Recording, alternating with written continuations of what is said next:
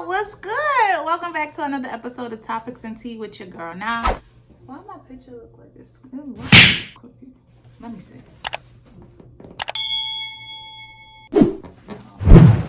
Okay, I am coming to y'all just to chop it up. I haven't posted a video last. I had a whole lot going on and I just didn't have the time to get my video in. I was really busy. I'm trying to figure out what was I doing last week. Easter. Yes. Easter was last week, so I didn't get to post a video because I was just busy with my church and doing all of the things. If y'all hear some classical music in the background, it's because I play it on the TV for my dog when I'm not here. But I'm sitting at my dining room table. I'm about to eat me a quick little snack. I made some tuna. Comment down below how y'all make y'all tuna. I like putting onions, relish, Miracle Whip, salt and pepper. I know one of my friends, she said she put like apples and cut it up. Yeah, I like just putting onions in it. I love onions. But I'm eating me some tuna after this. My stomach is on fire. But I wanted to make sure I came and get this video in with y'all. I hope y'all are having a great week. By the time y'all see this, it'll be Monday. So I hope you guys have an amazing week. So as you see in the title, your girl almost dated a false prophet. Like, this is like, what is, like, at this point, what's happening? And you really got to be able to use your discernment and really pay attention to how you feel and the clues and the gems that God is dropping. You got to be able to tap into that and pay attention when you don't feel right about something. Go with that. Go with your intuition. Go with your instinct. However, I said I was going to give dating a try for 2025 because, I mean, your girl want to get married. She want to have kids. She want this house. She want to do all of the things. So I was like, okay, I kind of chilled for the last quarter of 2024. 2025, let's see what happens. So I've never done dating apps either. So I was like, not my thing, but whatever. So I wound up meeting this guy, and we were talking for like probably only like a month. We had great conversations over the phone. Like, we just really spoke over the phone. But let me tell you what the red flags were. So we had great conversations over the phone, but we barely FaceTime. For me, that's a red flag. So if we can't FaceTime, I need to see your face. I'm the type of person, like, I want FaceTime. Like, literally, like, I need to see your face. So we didn't really FaceTime like that. So that was already a red flag for me. But I'm like, people have their own. He was a little bit older than me. So I'm like, people have their own way of, communicating. So cool, we wound up scheduling a date. We were having conversations on the phone. Apparently he's an engineer at some aerocraft space here in Georgia, and he seemed smart. Seemed like in the beginning he seemed smart, seemed like he knew what he was talking about, knew what he had going on, knew where he wanted his life to go. I was like, okay, cool. I may have found a diamond in the rough. So I was like, okay, cool. He asked me out on a date. So I was like, all right, cool. Where you want to go? Somewhere chill. And gotta be extra. Like, I just wanted to be chill. We wound up picking a restaurant and wound up going to the restaurant. We said we was going to go to the restaurant. But as our conversations progressed, I don't know, the woman intuition in me, like, when things don't make sense, I'm starting to now, like, step back and be like, okay, I don't feel right when we talk certain times. I don't feel right. Like, my spirit don't feel right. Something ain't right. So I wanted to bring it up to him. Like, I don't know if you're married or have a girlfriend or whatever, but something don't feel right. It's something that you're not telling me. Something is not right. Honey, this man tried to gaslight me and say, oh, well, maybe you don't need to trust your woman intuition because I don't have nothing going on. I'm not married. I'm 100% single. I'm completely single. And I just think that maybe you need to not trust your woman intuition. Like, it's nothing going on, this, that, and there. But I'm like, the conversations that we're having, they be hitting on something sometimes. But then other times, he'll call me and say random things. Like, he'll call me and say, you give me anxiety. I'm like, what? Like, what are you talking about? From a conversation, if I give you anxiety, baby, I promise you, I am not the one for you. What do you have anxiety for? Then when I asked him, like, well, what is it that you're anxious about? He don't know what he was anxious about. He don't remember when it happened. He don't know why he feels this way. You're not even able to explain any of the feelings that you're saying. So, like, do I look dumb? Are you, like, do I have dummy written across my forehead? Like, he tried to literally gaslight me. So I'm like, okay, sir. This was after I think I'm speeding. I'm going a little ahead too quick. So after 2 weeks of us speaking, these random conversations where he would call me and say random things started happening. So now I'm looking at him like, you calling and you're not having context to what you're saying. Like, how do you expect me to go with the flow of the conversation if you're not even calling with the context of what's happening, how you're feeling? You're just calling and saying one thing and like, oh, I'm gonna call you back. Like, what's wrong with these men? But that started happening like 2 weeks in. But I'm like, sometimes people are nervous. For me, I've never really dated ever. Like, I only had one adult relationship, and that was my son's dad. We didn't date. We got together and then got to know each other. But I was like, okay, people, I'm just trying to give grace. And this is where you have to pay attention to the signs, pay attention to how you feel when you speak to people, and listen to the discernment that God's giving you, because you have it. We all do. Listen to it, because it's not going to steer you wrong ever. But after 2 weeks of us talking and having these little, let me move this camera up. After 2 weeks of us talking and having these little moments, we decided to, okay, let's go on a date. So I'm like, all right, cool, we could go on a date. But this was right before Lent started. And if anybody doesn't know what Lent is, it's basically you fast for 40 days before Easter. Basically, you're sacrificing something so that way you can kind of just give appreciation to God and just giving up something so that way you can, you're looking forward to a bigger blessing, or you're believing God to do something for you, or you're just basically telling God that, okay, I'm sacrificing this because this is what you did, basically. So Lent is just a fasting period, which is for 40 days right before. I should have went more into detail. I'll probably put the definition up here so that way you guys can kind of really understand what it is. But it's a 40-day fast that happens right before Easter, right before Resurrection Sunday. So this is after 2 weeks. The third week, I want to say he sent me a flyer of him doing a conference. So I'm like, okay. The flyer says prophet, and I won't say his name. It says Prophet blank.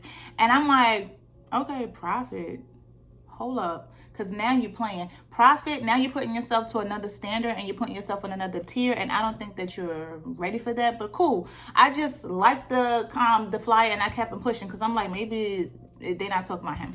But then I put on my detective glasses and I'm like, let me just go see what's up. So at this point, we didn't have each other on no social media yet because I feel like we don't need to. But you calling yourself a prophet, let me see what's going on. So all of his social media handles say prophet blank.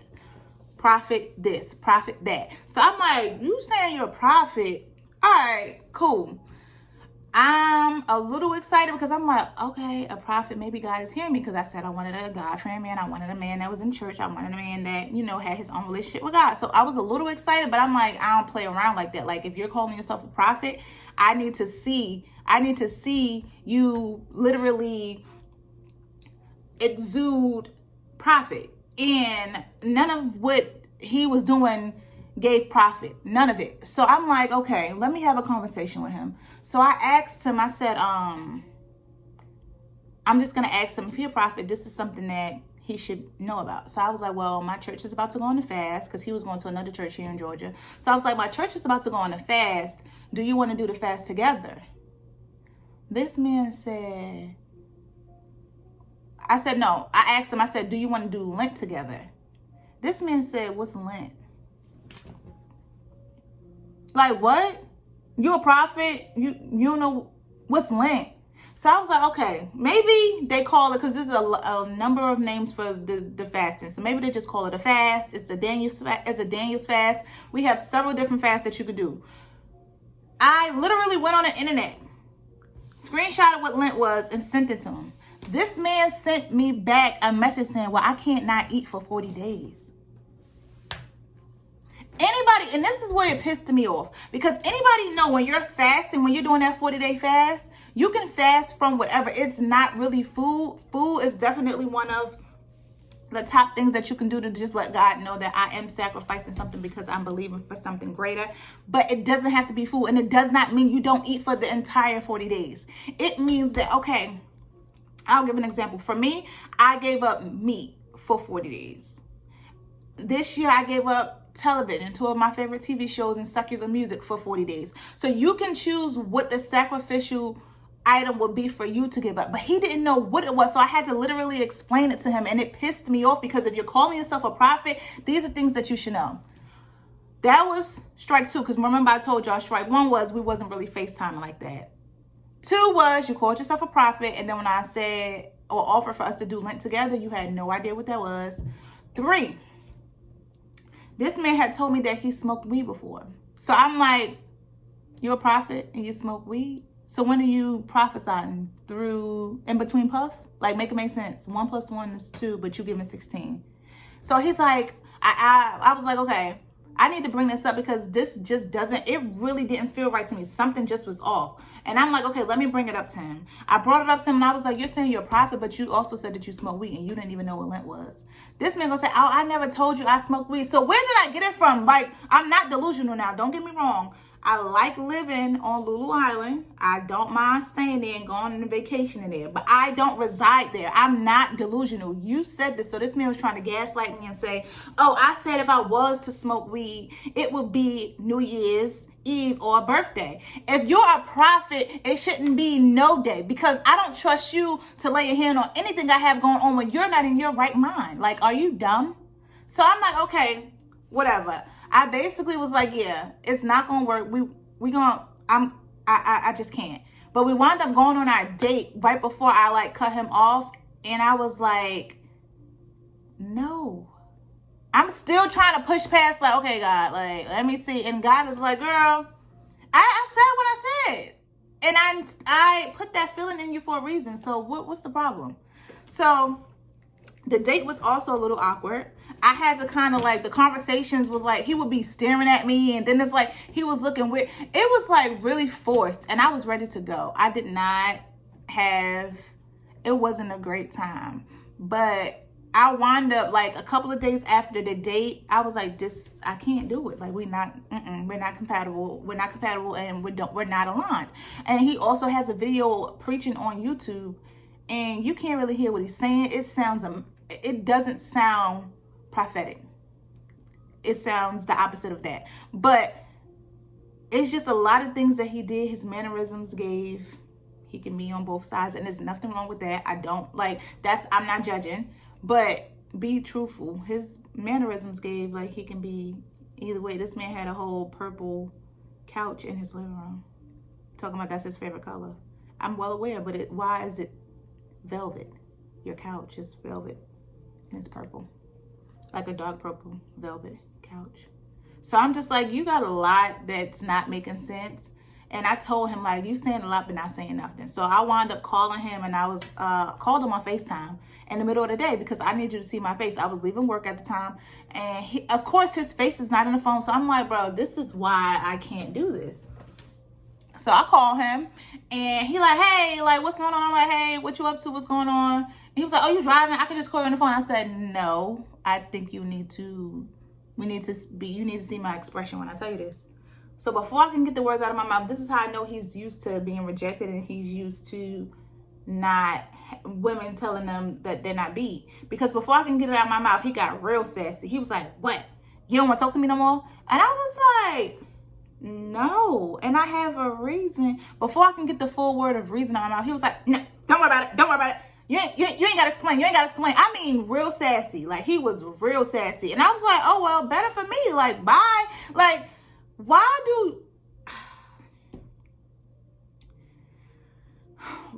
do men feel the need to buck up or get sassy when you're telling them what your truth is? That's my truth. I am obligated to say I don't want to talk to you. You don't have to be nasty. You don't have to be sassy. But because you're being sassy lets me know that this isn't the first time this happened. This was one of the worst dating experiences I've had in Georgia. Like, one of the worst. Like, it was bad. Like, I've never had a man act like he was a prophet. I ain't never have no man. I promise you, I've seen a lot of stuff in Georgia, but somebody acting like they're a prophet was not one of them.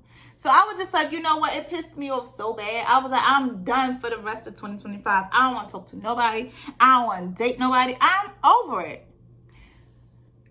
And then, you know, I ran into somebody. But we ain't talking about that. But yeah, it's just like, what's going on here? Like, it's the dating pool that you gotta start making up stuff.